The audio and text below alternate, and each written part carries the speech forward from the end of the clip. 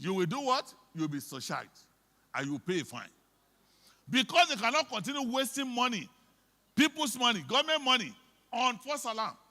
So what they now did with all those manufacturers is to create what they call the false alarm management system in their system.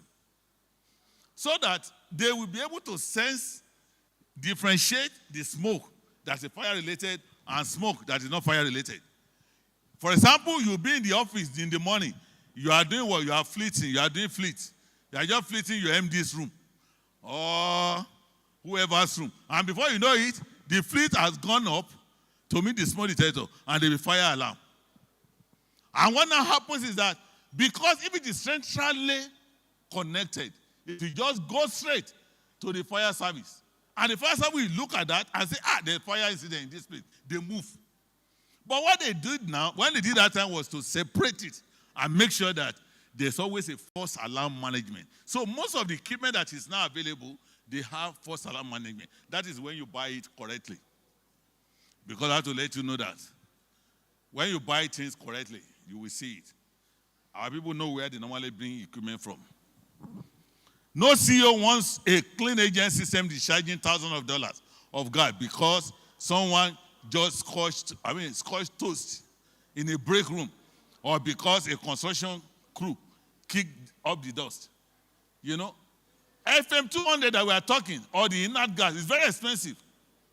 False alarm can just discharge it, and that's expensive. That's millions of naira that has gone. So nobody wants to waste such money. Therefore, you have to be very, very careful. This is where the genius of advanced algorithm verification and NFPA 72 protocols come into play. NFPA 72 will tell you that detection must be properly installed to eliminate false alarm. So NFPA has come up with different codes that engineer must follow. That is why my fellow engineers in the house, don't let us just install, let us follow the codes.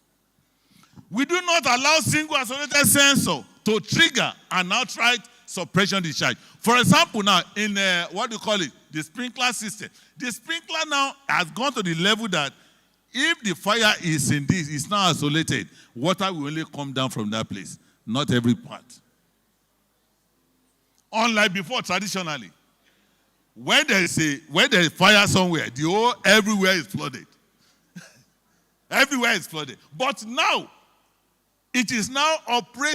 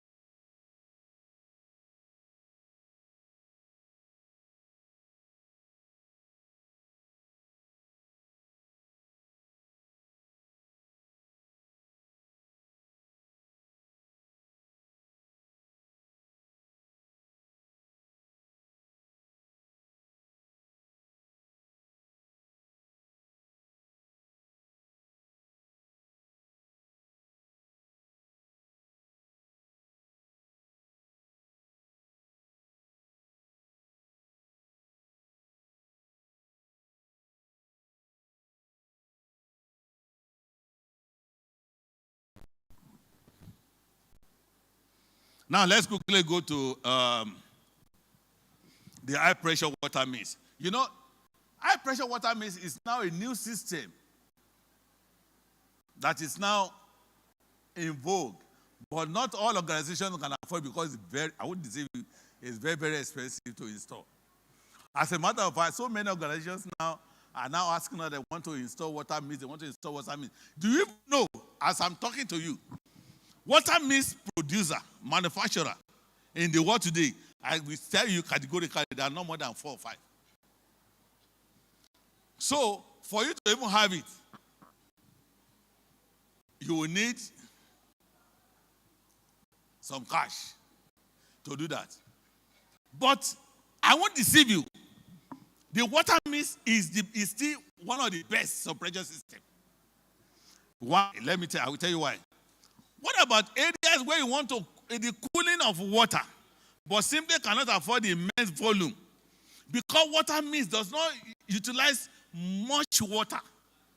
You know, the perfume we use. That's why I brought this small this one. You see, if you look at this perfume, when it comes out. In fact, some will come out as if you will not. You see, I put it out now. You can hardly see it. That's the way the water mist comes. It does not use much water.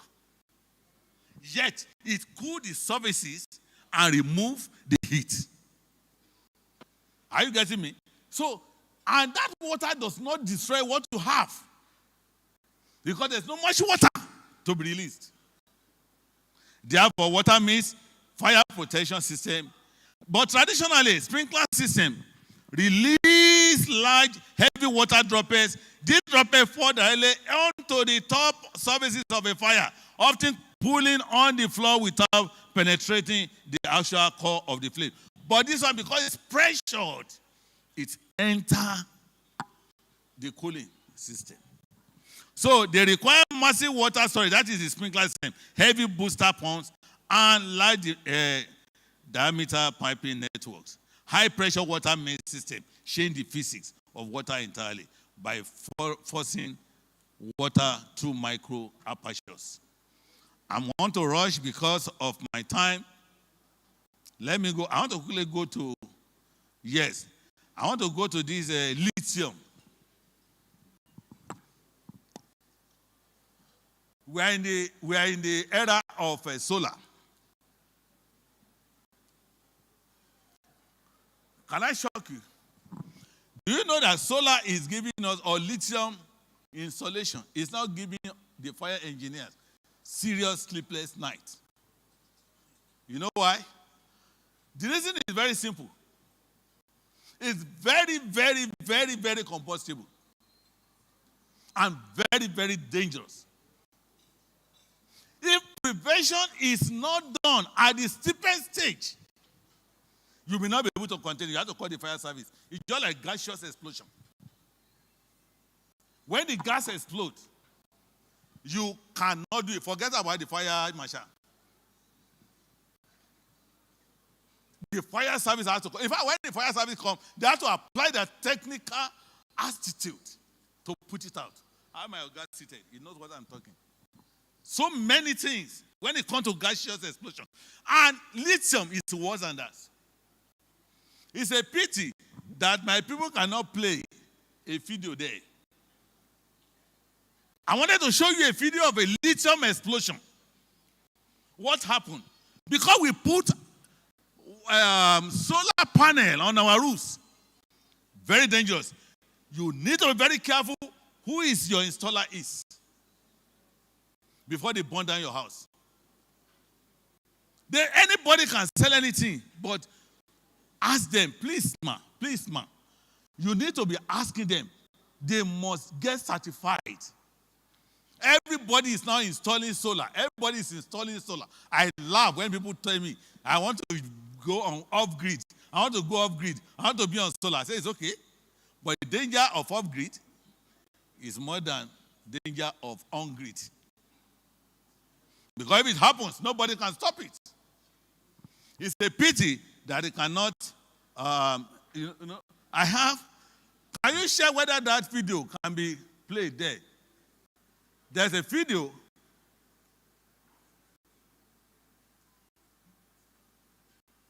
There's a video after that, just three slides after this. Let me check. I need to play that video, please. Yeah, they're playing there. It's on the slide. Why? It's here, and you are giving. Anyway, what we are saying in essence is that when you have solar and you are using lithium, now protect your lithium from incipient fire. Immediately there's a smoke, there must be a system that will douse that one. And what we do is inert system. And that is why we say, in fact, at times I always advise people, you know these automatic fire extinguishers, if it does not reach 68 degrees, it will not burst. So if you want to use battery room, if you go to most of the banks now, what they put in the battery room is FM200 that can detect at the incipient stage before it explodes. Are you getting what I'm saying? So if you know that you cannot afford it, then be careful where you put those lithium battery. Because if you put those lithium battery inside your house and it happens, you will not be able to control it. I'm not trying to give you panic mood, but I'm just telling you, as fire engineers, what we have observed in years and in time. Because everybody is now, even in my office, I use solar, but we are very careful with where we put our lithium. So you need to be very, very careful where you put your lithium battery. Can we go to golden thread because of time? Golden thread of NFPA best practices. We want to talk about NFPA 11, 13, and 25. Yes. Now, the structural pillars of compliance is this. NFPA 13 talks strictly about the sprinkler installation mechanisms. While NFPA 12 talk about the low, medium, and high expansion foam systems. Then NFPA 25 talk about the absolute mandate for item, that is inspection, testing, and maintenance. I'm sorry to say this. In the Middle East, most especially in Dubai, you cannot occupy any building. If what do they call them? The civil defense have not come to inspect the place. I think we need to start that one. I know it's in the law. We cannot occupy a building that has not been inspected by the fire service. Because if you do that, you are putting your life in danger. That's where NFPA 25 comes in. You must be able to inspect. You test it, and then you maintain. Your maintenance logbook must be complete. It's not just about, I'm a fire, this, I'm a fire. No. Are you certified to do this job? Fire is killing. You are giving my people stress. Now, technology without discipline is a liability. You can buy the most expensive AI-driven aerosol discharging system on the market or from the market, but if it is poorly engineered, improperly installed or neglected, it provides nothing more than a false sense of security. You can buy the best art, but who engineered it? This is where we must anchor ourselves completely to the golden thread of NFPA best practices. I remember there was an organization from the US, they established here, and they have to go to the NFPA in the US to get a certified person for them to inspect the place before they can move in. They did their own due diligence before they move in. Because they understand this thing, that is their practice. But here, we just believe everybody you see is a fire engineer. We need to be very careful. And the fire service had to do a lot of work. Look at NFPA 13, standard for the installation of sprinkler. Even in an age of clean agents, traditional sprinkler remain the backbone of life safety for general building spaces. NFPA 13 enforces a strict mechanical and mathematical discipline on hydraulic calculations. You calculate. For example, if I tell you now that the pump, before I can spare pumps, I have to know what and what you want to put. All your sprinkler heads, your hydrant systems, your landing valve, everything must be calculated together to know the volume of the water and the pressure that you will need. How did you calculate it? People will just say, no, where you're supposed to use 750 GPM, gallon per minute, at 12 bar or 9 bar. They say, don't worry, you can use 300. And the 300 you are talking is produced somewhere in Nigeria. And when the fire happens, it will not work. Even when it works, it will not put out the fire. We need more training. We need more enlightenment. A minor error in hydraulic calculation can result in inadequate pressure at the furthest sprinkler head, causing a localized fire to breach containment. Do you know the essence of sprinkler? The sprinkler is not only to put out water, it is to stabilize the building, the structure of the building. When there's a sprinkler system, I remember the first attack that we have in what do you call it? In Abuja. What stopped the building? That's what you see, UN building that did not collapse was the sprinkler that came down. The stability of the building was maintained because of the sprinklers. So you need to be very careful who you put the job in their hand. So, well, we have all the end-to-end connectivity architecture because the man is standing beside me. To bridge the gap between traditional NFPA 25 maintenance schedules and the demand for modern property management, we are now implementing IoT-enabled cloud monitoring. Let me tell you, most of the systems we install now, when it is time to maintain, it will alert us on our phone. That fire system in Lagos State Fire Service is due for maintenance next week. It's either you like it or not, we'll come and install it. We'll come and maintain it. It's not a system because the technology has gone beyond just human error.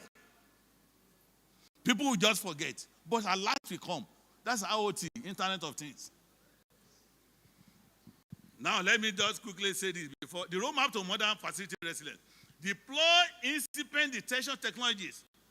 Match agent selection to specific room hazard and computer vision AI. We intercept fire